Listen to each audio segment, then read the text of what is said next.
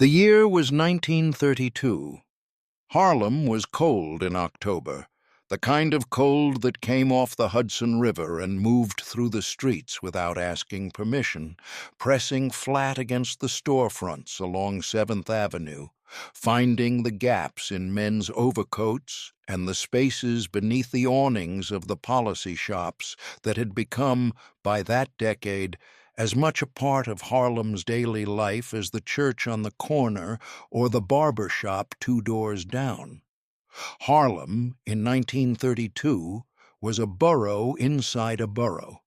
It occupied roughly 50 blocks of Upper Manhattan, bounded loosely by 110th Street to the south and 155th Street to the north, and it functioned in many ways as its own self-contained society. The Great Migration from the American South had brought hundreds of thousands of black Americans northward over the preceding 2 decades, and Harlem had absorbed them all, building out of necessity and aspiration a culture of uncommon density. There were newspapers and churches, labor halls and beauty parlors, jazz clubs and rent parties and after-hours gambling rooms. There were landlords who exploited and tenants who organized, numbers runners who moved through the blocks like informal postal carriers, and behind them, an entire economy of daily wagers that existed almost entirely outside the formal banking system. The numbers game, sometimes called policy, sometimes called the daily number, sometimes referred to simply as the lottery by those who ran it, was the beating financial heart of much of Harlem. The mechanics were simple and accessible by design. A person could bet as little as a penny on a 3-digit number. If that number matched a publicly published figure, usually derived from stock exchange reports or racetrack totals, the bettor collected at odds of approximately 600 to 1. The house kept the rest, and the house, in Harlem, was operated primarily by black entrepreneurs.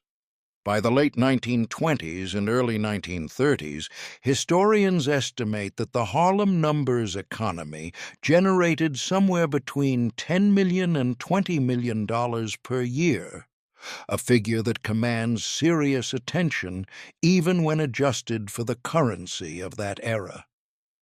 The most formidable of the numbers operators in Harlem during this period was a Martinique-born woman named Stephanie St. Clair.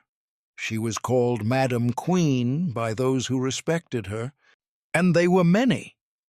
St. Clair had built her operation from the ground up across the 1920s, investing in a network of runners and controllers and establishing relationships with Harlem's residents that were, in many ways, more protective of the community than anything the formal government provided.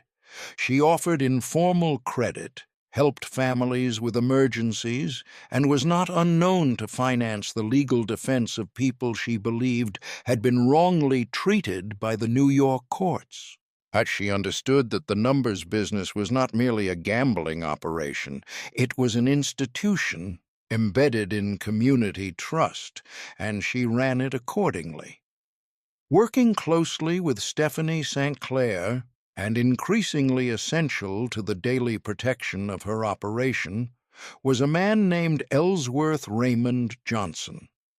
He had been born on October 31st, 1905, in Charleston, South Carolina, the 7th of 9 children, and he had arrived in Harlem around 1919, a teenager with a quick intelligence and an unsettled temperament.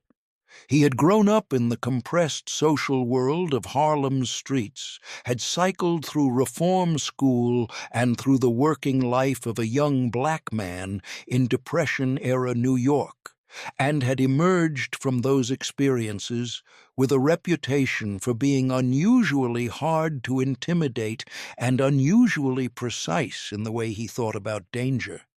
He was not tall, he was lean, Well-dressed in a manner that was considered understated rather than ostentatious, and he carried himself with the kind of stillness that experienced people learn to read carefully.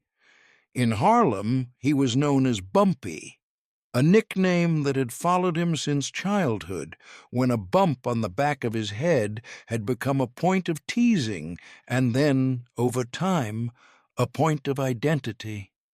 He had made peace with the name. It suited him, perhaps, more than its origins suggested, because there was something in Ellsworth Johnson that did not smooth itself out for anyone. By the early 1930s, Bumpy Johnson was St. Clair's chief enforcer. This title, in the language of that world, carried specific meaning. It meant that he was responsible for ensuring that the operation ran without unauthorized interference from outside parties, that runners were not robbed, that controllers were not pressured into switching allegiances, and that anyone who sought to disrupt or exploit the operation encountered consequences that discouraged repetition. It was a job that required physical courage, but the record suggests that Bumpy Johnson's most effective qualities in that role were not physical. They were analytical. He read situations. He identified the logic behind actions before he responded to them. This would become, in the years ahead, the central fact of his story. The disruption, when it came, arrived from the west of Harlem in both a figurative and literal sense.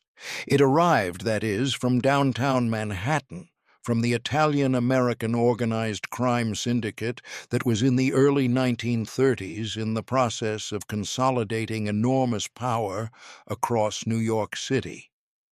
By 1932, Lucky Luciano, born Salvatore Lucania in Sicily in 1897 and raised in the tenements of Manhattan's Lower East Side, had become the most consequential organized crime figure in American history up to that point. And he had survived an assassination attempt in 1929. He had engineered the killing of the old Mafia bosses Joe Masseria and Salvatore Maranzano in 1931, thereby ending the Castellamarese War and restructuring the Italian-American underworld into what would become known as the Five Families of New York. Luciano was not merely a criminal figure. He was a structural architect. He created systems. He established protocols. He built a commission, a governing body that formalized relationships among crime families across the country. And through that body, he sought to eliminate the disorganized violence that had made the old Mafia both dangerous and inefficient. He replaced patriarchal chaos with corporate hierarchy. He replaced vendetta with interest. At Luciano's right hand stood Vito Genovese, born in Naples in 1897. Genovese had come to the United States as an adolescent and had attached himself to Luciano's orbit in the years when Luciano was still climbing. He was, in the formal structure of the Luciano crime family, the underboss, the second in command, responsible for overseeing operations and for managing the lieutenants who reported upward. Genovese was known to be ambitious, sometimes reckless, and entirely willing to use violence as an administrative tool. He was also, like Luciano, acutely sensitive to money and to the places where large amounts of it were being generated without any portion flowing upward toward him. Harlem's numbers economy had not escaped their attention. It could not have. $10 million per year flowing through a 50-block neighborhood in plain daylight, moving through a system of runners and controllers and policy banks. This was not invisible. What made Harlem's numbers business distinctive, and what made it politically complicated for outside operators, was that it was run by Black Americans, embedded in Black community institutions, and protected by a degree of community loyalty that white organized crime could not simply purchase or ignore. The residents of Harlem knew their numbers runners. They trusted Stephanie St. Clair in a way they didn't trust the banks, several of which had collapsed in the preceding years and taken depositors' money with them. The numbers, whatever its moral complications, had not collapsed. It had kept paying. The first serious external pressure on Harlem's numbers came not from Luciano directly, but from a man named Arthur Flegenheimer, known almost universally as Dutch Schultz. Schultz was a bootlegger from the Bronx who had built a profitable beer distribution empire during Prohibition, and as Prohibition was drawing to a close by 1932 and 1933, he was looking, as all bootleggers were, for the next revenue stream. What he identified Harlem's numbers as exactly what he needed. Already operational, already profitable, already trusted by its customer base, he moved to acquire it. Dutch Schultz's method of acquisition was not subtle. He sent men into Harlem to pressure the existing operators.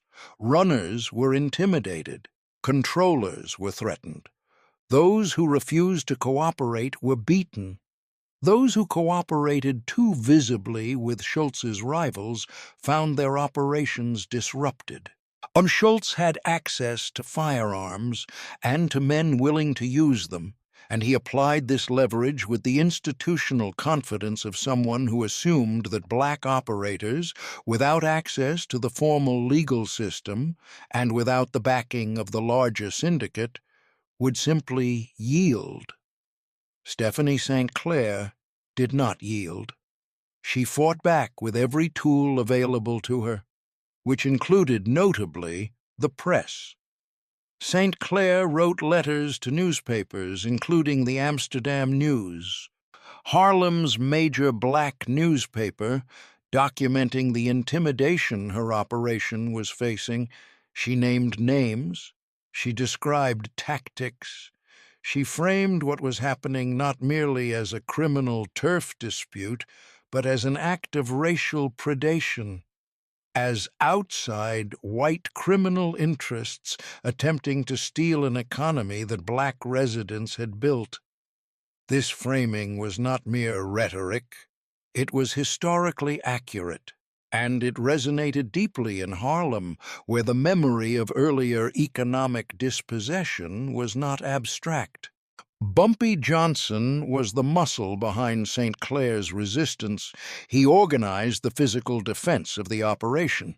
He recruited men who were prepared to respond to Schultz's intimidation with equivalent force, and he did so without the recklessness that often characterized gang warfare. He was methodical. He did not send men into situations without clear objectives. He escalated and de-escalated with a precision that, according to historical accounts from that period, documented by journalists and later by researchers, including the historian Michael Dash, in his work on Johnson's life, made him difficult to outmaneuver. Schultz's men, who expected compliance or disorganized resistance, found instead an adversary who had thought carefully about the terrain. The conflict between the St. Clair operation and Dutch Schultz lasted through the early 1930s and produced real violence on both sides. Bumpy Johnson was arrested multiple times during this period. He served time at Sing Sing Correctional Facility, which was not a small thing. It removed him from the street during a period when his presence was most needed, and it demonstrated that the legal system, manipulated by Schultz's political connections, could be used as a weapon against the Harlem operation, even in the absence of a clean conviction. Johnson served his time without breaking. He came back. This is the broader landscape against which the specific confrontation named in the title of this account must be understood. The exact date of that confrontation is not reliably documented in the formal historical record. What historians and biographers have reconstructed from period newspaper accounts, court records, and the oral testimony of Harlem residents who lived through this era, as compiled most thoroughly in the work of journalist Mamie Johnson, who was Bumpy Johnson's wife, and in historical accounts drawing on Harlem community memory, is that following the restructuring of organized crime that Luciano engineered in 1931, a more formal attempt was made to bring Harlem's numbers operations into the Syndicate's tribute structure. The mechanism of this attempt was direct. A representative, the specific identity of the individual is disputed in various historical accounts, and so this narrative will not name him with false certainty. Arrived in Harlem with a proposal that was, in its structure, identical to what any imperial administration has offered to subordinate territories throughout history. You may continue to operate. You may keep a portion of what you earn. In exchange, you will pay a set percentage upward to those whose authority supersedes yours. This payment will be called a tax. The word is chosen deliberately in accounts of that era because it carries the grammar of legitimacy. Taxes are paid to governments. By using the word, those who demanded them positioned themselves as a governing authority rather than as what they were. The demand was delivered to Bumpy Johnson. Whether St. Clair was in the room or not at the precise moment is unclear. What is clear from the historical record, documented in newspaper accounts from the Amsterdam News and in later accounts compiled by researchers, is that the demand was received and that it was understood by Johnson with perfect clarity for what it was. The demand was this: a percentage of Harlem's numbers earnings to be paid on a regular basis to the Luciano organization's representatives in exchange for what was described as protection. The numbers would continue, and the operators would continue, but the money would no longer remain entirely in Harlem. It is important to understand what this demand represented beyond its immediate financial terms. Harlem's numbers economy was not simply a revenue source. It was, as St. Clair had built it, a community institution. The profits from the numbers had circulated within Harlem.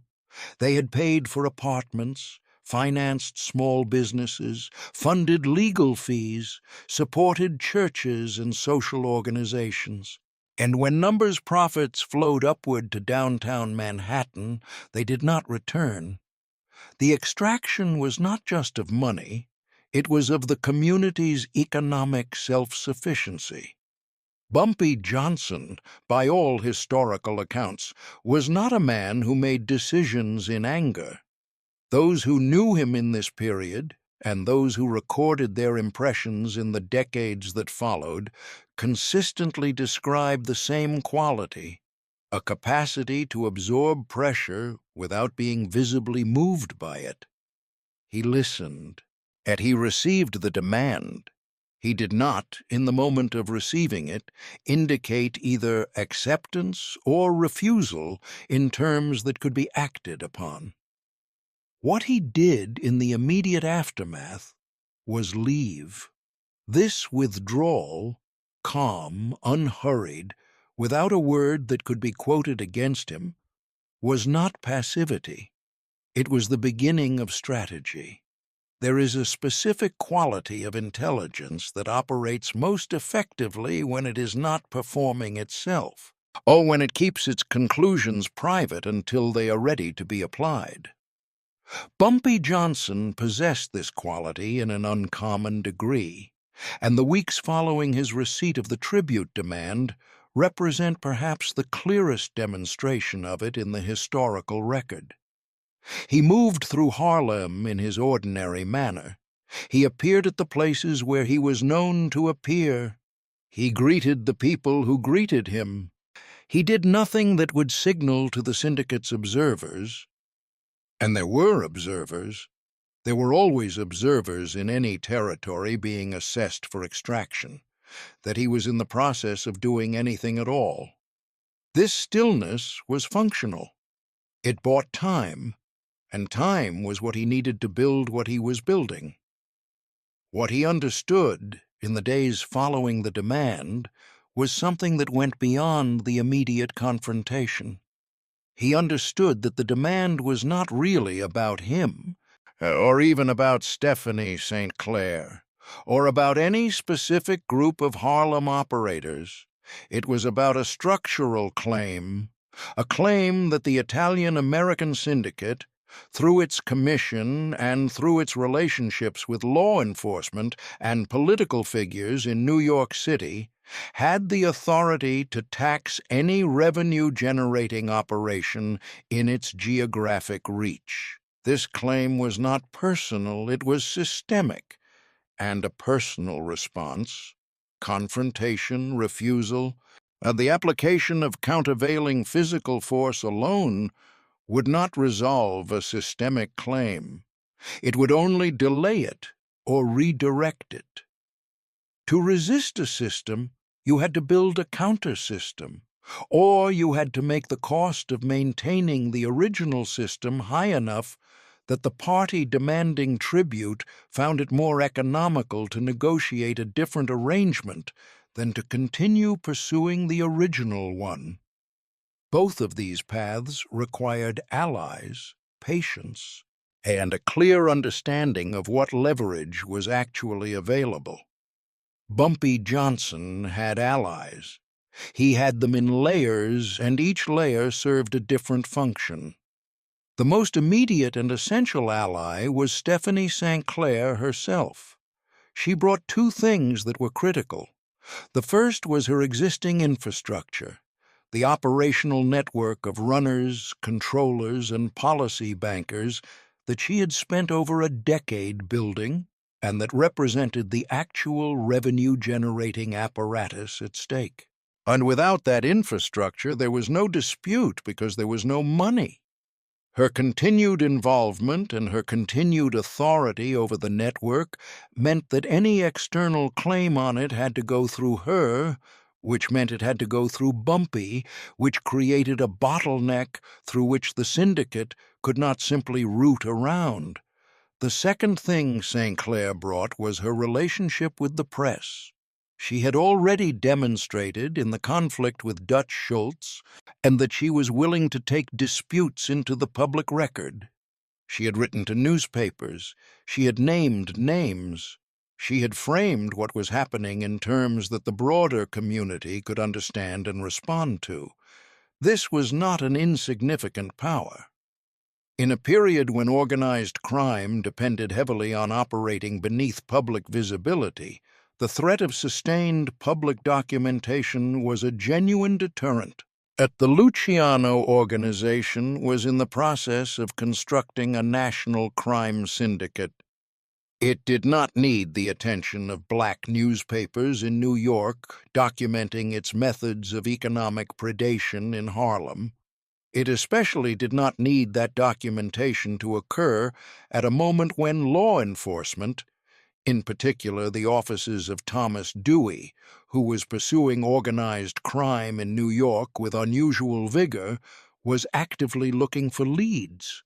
Bumpy Johnson's second layer of allies was drawn from the community itself, not from criminal operations, but from the legitimate businesses and civic institutions that depended on the number's economy's stability. Shop owners, barbers, small landlords, church administrators who received donations from numbers' profits. These were people with an economic interest in the existing structure that aligned, at least in this specific contest, with Johnson's own interest. They were not fighters. They were not going to stand in the street on his behalf, but they constituted a social and economic fabric that was, in aggregate, worth far more than any individual operator.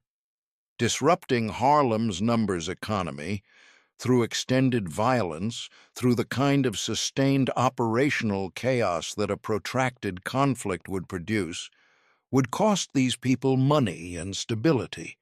Their quiet, diffuse pressure on the situation, at their general communication to the Syndicate's representatives that Harlem was not a neutral space waiting to be administered, was a form of leverage that the Syndicate had not fully calculated. The third layer was political, and this is a dimension of the story that is sometimes omitted from popular accounts. Harlem, by the early 1930s, was developing political organization. Adam Clayton Powell Sr. at the Abyssinian Baptist Church had built one of the most powerful congregations in the country, and the Amsterdam News had a readership and an editorial voice that reached into black communities across the northeastern United States. There were aldermen and Democratic Party functionaries in Harlem who were themselves embedded in the numbers economy's social world. These were not people who would take public positions on behalf of a numbers operator, but they were people for whom the disruption of Harlem's economic life by outside criminal interests represented a political problem, one that, if allowed to develop, might energize communities in ways that were inconvenient for the Democratic Party's management of Harlem as a reliable voting bloc. None of this was spoken aloud at any meeting Bumpy Johnson convened. He did not hold meetings in the conventional sense. He moved through conversations, through the ordinary social interactions of his daily life in Harlem, and through those interactions he took the measure of the territory and communicated, without ever stating it explicitly, what the actual cost of the Syndicate's tribute demand would be if it were pursued to its conclusion. The strategy that emerged from this quiet period was not a single action. It was a convergence of pressures, applied gradually and in sequence, designed to change the Syndicate's calculation about whether the extraction they were pursuing was worth what it would cost. The first element was operational. Bumpy Johnson made clear, through the behavior of the operation itself, that Harlem's numbers business could not be managed from outside. This sounds simple, but it was profound in its implications. The numbers business ran on community trust. The people who placed their daily bets were not compelled to do so. They chose to. They chose specific runners, specific controllers, specific banks, based on relationships of trust built over years. If a new authority came in and disrupted those relationships, if runners were replaced, if controllers were pressured, if the community-facing identity of the operation changed, the customers would simply stop betting or would route their bets through informal networks that were even harder to tax than the existing formal operation. The revenue that the Syndicate wanted to access was not a fixed resource sitting in a vault. It was a daily, voluntary accumulation of small bets from hundreds of thousands of people who could, at any moment, redirect those bets or abandon them entirely. Only someone trusted by those people could collect it. And in 1932, the people trusted by Harlem to collect their numbers bets were Stephanie St. Clair's people. This meant that the Syndicate, if it wanted a percentage of Harlem's numbers, could not simply appoint its own administrators and collect it. It needed the existing operators to remain in place and to remain functional, which meant it needed those operators' cooperation, which meant in turn that the operators had leverage, not the leverage of equal force, but the leverage of a necessary partner in a transaction that could not proceed without them. Bumpy Johnson worked this leverage with the patience of someone who understood that patience itself was a weapon. He did not respond to the tribute demand with a counter-demand. He did not issue threats. He allowed time to pass, and as it passed, the Syndicate's representatives in Harlem found themselves in the uncomfortable position of having issued a demand that had produced no visible result. No payment, but no explicit refusal either, and therefore no clear basis for escalation. To escalate against someone who has not explicitly refused is to escalate on the basis of an assumption. To send men into a community and apply force because you assumed the answer was no, when no answer had been given, was to produce exactly the kind of visible incident that St. Clair's press relationships and the community's political connections could amplify in ways that would be costly. The weeks passed. The Syndicate sent, according to historical accounts, at least one and possibly two emissaries to Harlem to press the issue and obtain a clear response. The historical record on the specifics of these encounters is not uniform across sources. What sources do agree on is the quality of Johnson's response, which was something between indirection and calculation. Not refusal, not acceptance, not engagement on the Syndicate's terms, but a persistent reframing of the conversation toward the practical realities of how the numbers business actually worked and who actually controlled access to it. And then came the moment that gives this account its name, the exact nature of what happened. The specific event that crystallized into the story of the tax returned in a box exists in historical accounts at the intersection of documented record and community oral tradition. The core of the account, which appears in various forms in historical work on Harlem's underworld, including the research compiled in the biography of Bumpy Johnson and in journalistic accounts from the period, and is this: an individual sent by the Syndicate to enforce or accelerate the tribute collection, rather than simply to negotiate it, encountered not the compliance he expected, but a response calibrated to communicate with finality what the cost of that enforcement approach would be. The phrase, "delivered the tax back in a box," is not a metaphor that survives intact in any single contemporaneous newspaper account. It belongs, in large measure, to the oral tradition of Harlem, on which is the tradition in which accounts of Bumpy Johnson were carried forward through the decades by the community that knew him. What the oral tradition preserves, and what is consistent with the documented historical record of Johnson's conduct during this period, is the essential content of the message: that the attempt to extract tribute from Harlem's numbers operations through the application of intimidation had been met with a response that demonstrated, concretely and without ambiguity, that Bumpy Johnson's operation was not a passive subject waiting to be taxed. It was an active party in a contest, and it was capable of imposing costs on those who sought to dominate it.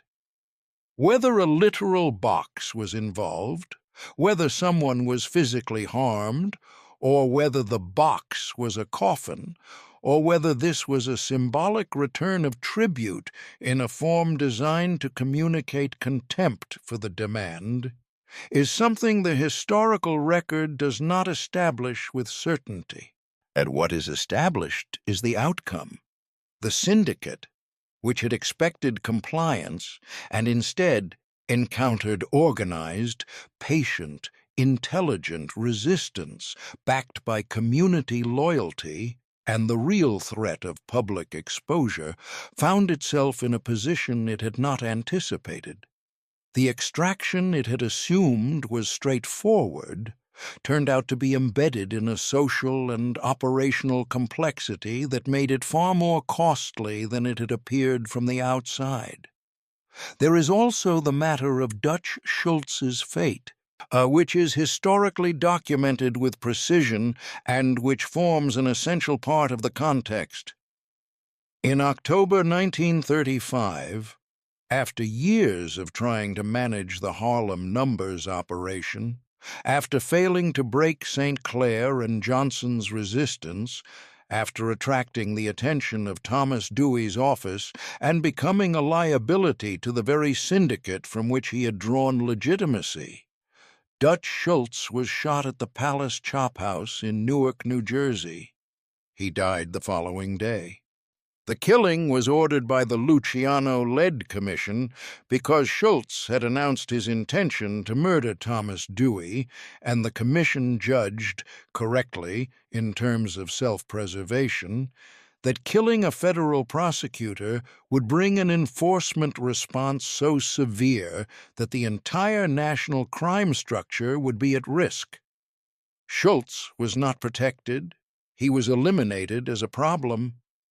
Stephanie St. Clair sent a telegram to Dutch Schultz as he lay dying in the hospital. The telegram, which has been reproduced in multiple historical accounts and which is not disputed as a documented fact, read, "As ye sow, so shall ye reap." It was sent under her name, in her voice, to a man who had spent years trying to destroy what she had built. It was not a threat, it was an observation, and it was delivered at the moment when he was in no position to respond to it. And this detail matters to the larger narrative because it illuminates the character of the resistance that Bumpy Johnson had been part of building. It was not merely physical, it was moral, or at least it framed itself in moral terms, as a defense of something legitimate against something predatory, as a community's right to its own economic life against the claim of outside authority. Whether one accepts or rejects the moral framing and the historical complexity of Harlem's numbers operations, which also involved exploitation of vulnerable gamblers and the application of violence against competitors, is not something to be papered over. The framing was real, and it was functional. It gave the resistance a coherence and a public identity that purely physical resistance could not have had. Following Schultz's death, the Luciano organization did eventually reach an accommodation with Harlem's numbers operators. This accommodation is documented. Its terms, and as historians have reconstructed them, involved Harlem's operators continuing to function under an arrangement in which the Italian syndicate received a percentage of the numbers' profits in exchange for what was characterized as protection, including protection from the kind of predatory interference that Schultz had represented. On the surface, this looks like a capitulation. The tribute was eventually paid. But the terms of the accommodation were fundamentally different from the original demand, and the difference matters enormously when evaluating what the years of resistance had actually achieved. The original demand had been structured as a tax on a subordinate operation, an imposition of external authority that would have replaced the existing operators with syndicate-approved management or reduced the existing operators to employees of the syndicate structure. What the accommodation that eventually emerged produced was something different, a partnership structure, however unequal, in which Harlem's existing operators remained in place, retained their community relationships, continued to exercise day-to-day operational control, and received a share of the revenue rather than a salary from new management. Bumpy Johnson, in the structure that emerged, occupied a position of genuine authority. He was not an employee of the Genovese family. He was the representative of a Harlem operation that functioned under a negotiated arrangement. He controlled who worked within Harlem. He mediated disputes. He maintained the community relationships that made the business run. This distinction between a subject and a negotiating partner, between a subordinate and an embedded authority, is subtle enough that it is sometimes missed in popular accounts. But it was not subtle to the people of Harlem, and it was not subtle to the Italian syndicate, which understood perfectly well that it had not obtained what it originally sought. It had obtained access to a portion of Harlem's revenue. It had not obtained Harlem. Bumpy Johnson's rise through this period, from enforcer to the effective executive authority of Harlem's underworld, was not accomplished through violence alone, though violence was part of the historical record and would be dishonest to omit. Yet it was accomplished through a combination of physical courage, strategic intelligence, community embeddedness, and a quality of patience that allowed him to absorb pressure over extended periods without losing the thread of his long-term objective. The long-term objective was not domination in the conventional organized crime sense. Bumpy Johnson did not seek to expand territorially beyond Harlem. He did not build a national criminal enterprise. What he sought, and what the historical record suggests he understood with unusual clarity, was the preservation of Harlem's economic autonomy within whatever external constraints were unavoidable. He could not prevent the Italian syndicate from having a presence in Harlem's numbers economy. That syndicate was backed by political connections, law enforcement relationships, and organizational resources that simply exceeded what any Harlem-based operation could match in the early 1930s. Attempting to simply overpower it would have produced the same outcome as attempting to simply yield to it, the destruction of what existed. The path between those two failure modes was narrow, and it required someone who could see it clearly. Bumpy Johnson appears to have been that person. He could not make the syndicate go away. He could make the cost of taking everything high enough that taking only a portion was preferable. And he could make himself indispensable enough to the functioning of what remained that he retained authority even within an unequal arrangement. He was sent to prison again during this period. The legal system remained a weapon that could be deployed against him, and he would cycle in and out of incarceration across the following decades. Alcatraz, Sing Sing, federal facilities. The government pursued him with a consistency that reflected, in part, the political pressure to manage Harlem's underworld, and, in part, the simple difficulty of controlling a figure who had built his authority on community loyalty, rather than on organizational structures that could be dismantled through arrest. When Bumpy Johnson went to prison, Harlem's numbers operations did not collapse. They continued, managed by people whose relationships with Johnson preceded his incarceration and survived it. When he returned to an intact institutional base. And this resilience was not accidental. It was a function of the way he had built his authority. Not on individual control, but on embedded relationships that existed independently of his physical presence. The community of Harlem understood this. and it formed the basis of a relationship between Bumpy Johnson and Harlem that was more complex than the simple criminal neighborhood relationship that outsiders sometimes assumed. Johnson financed groceries for families that could not afford them.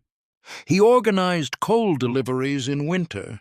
He paid for funerals. He funded the legal fees of residents who had been, in his judgment, wrongly treated by the courts.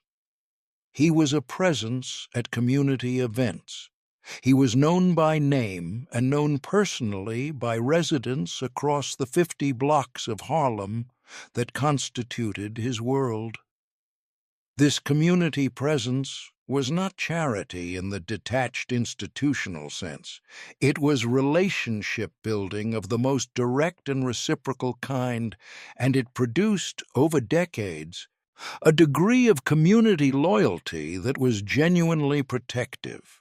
When federal investigators attempted to build cases against Johnson using community informants, they found the community unusually uncooperative, not because people feared retribution, but because they did not believe the investigators' presence made them safer than Johnson's. This is a complex moral legacy, and it is stated here without simplification. The numbers economy exploited the desperate hope of poor people, and it diverted money from families who could not afford to lose it.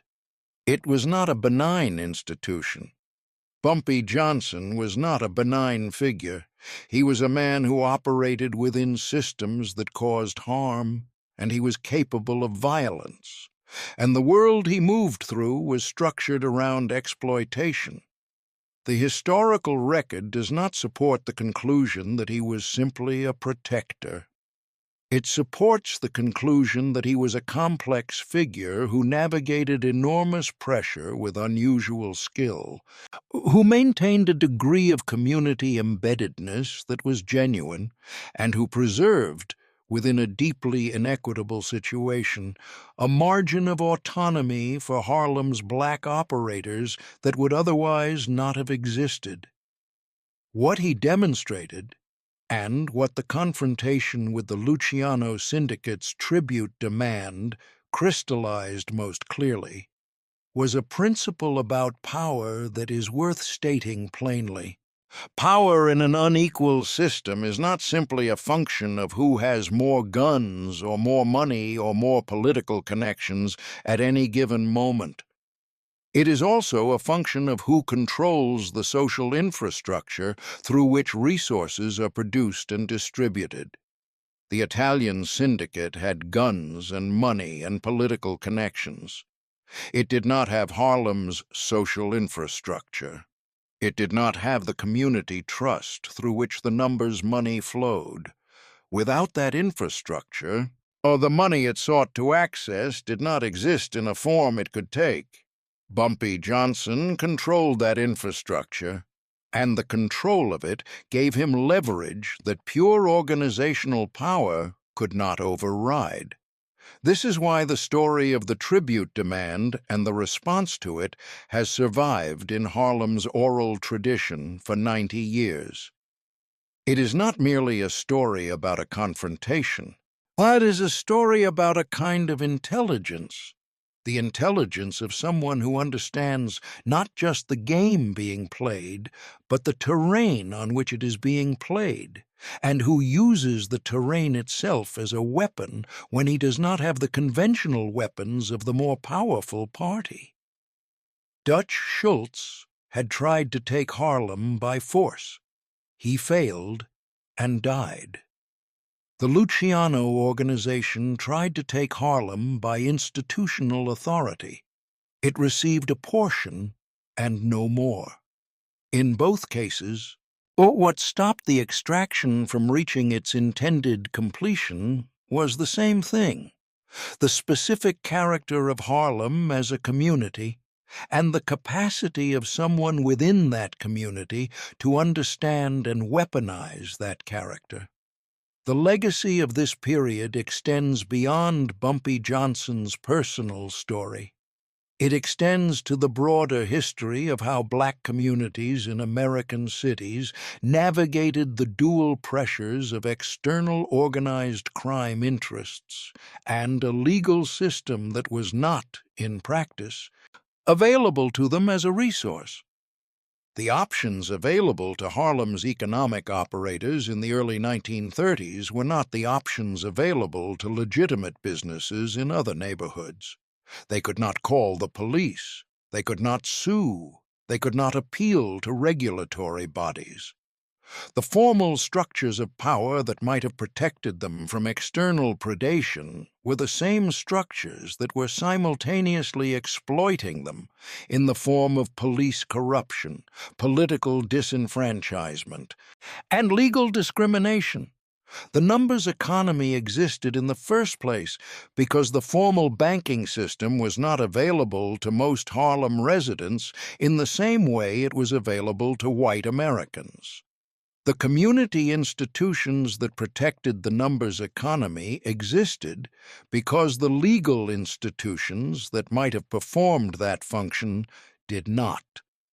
In this context, what Bumpy Johnson built, an embedded authority based on community loyalty, community service, and the strategic management of relationships with more powerful external interests, was not simply a criminal enterprise. It was, in a sense, an informal governance structure for a community that had been denied access to formal governance. This does not make it good.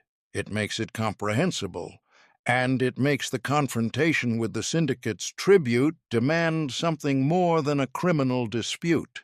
And it makes it an early instance of a pattern that would repeat throughout the 20th century in black urban America. The contest between external economic extraction and internal community resilience played out in conditions where the formal tools of resistance were unavailable and where the informal tools required exactly the kind of intelligence, patience, and organizational skill that Bumpy Johnson demonstrated.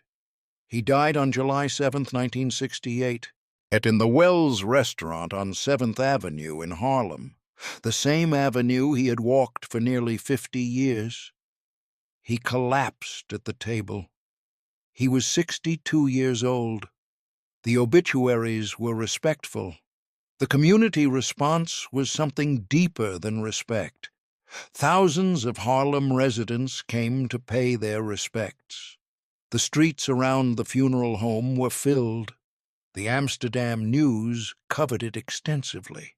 People who had known him for decades, but who had watched him navigate the pressures of his world with the equanimity that had defined him, stood in the October cold. It was October in Harlem again, as it had been in 1932 when the tribute demand arrived, and they acknowledged what he had been. He had not been a saint. He had not been a revolutionary. He had not dismantled the structures that oppressed the community he lived in. What he had been was a man who, when the most powerful criminal organization in American history sent an emissary to Harlem to collect a tax on everything Harlem had built, understood the situation clearly, responded to it strategically, and preserved enough of Harlem's economic autonomy that the community he belonged to retained a measure of its own life. That is not everything. In some contexts, it is very little. But in the world as it actually existed in Harlem in 1932, it was what was available, and he did it. And the tribute demand arrived in a cold October. The response took weeks to form and months to complete. It was not dramatic in the way that the popular retelling of it suggests. It was quiet, persistent, patient, and rooted in a clear-eyed understanding of what kind of power was actually available. The box, whatever form it literally took, was a message, and the message was received. Not with a withdrawal of the Syndicate's interest in Harlem, but with a renegotiation of the terms on which that interest would be expressed. And renegotiation, in a world where the alternative was simple domination, was the closest thing to a victory that the situation allowed. Power, in the world Bumpy Johnson inhabited, rarely arrived in the form of complete victory. It arrived in the form of a margin, a space between what the powerful party wanted and what the less powerful party could be made to yield. The size of that margin, and the intelligence with which it was defended, was the measure of a man's capacity in that world. By that measure, the margin Bumpy Johnson created and held through the years of the tribute dispute was substantial, and it was built not with noise or fury, but with the quiet, methodical application of a mind that understood the system it was working within and knew exactly how to find, within that system, the leverage that was there.